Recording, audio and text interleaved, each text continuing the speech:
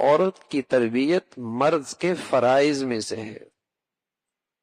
یہ تو اللہ حضرات علماء کو جزائے خیر کر دے کہ دینی اداروں کا ایک ایسا مبارک سلسلہ شروع کر دیا ہے کہ اب عورتوں کے لیے تعلیم تربیت لینا آسان ہو گیا۔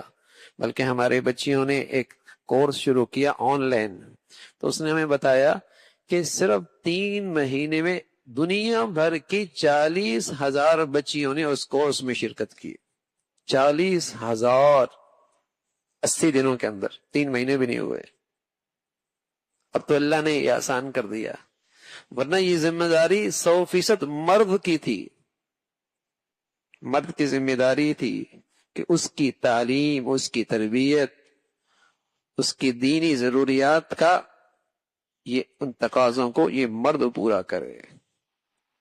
تو رسول اللہ صلی اللہ علیہ وسلم اس کا اہتمام فرماتے، اور آپ علیہ الصلوۃ والسلام نے فرمایا تم میں سے ہر ایک نگہبان ہے، اور جس کے متعلق وہ نگہبان ہے اس کے بارے میں اس سے پوچھ بھی ہوگی۔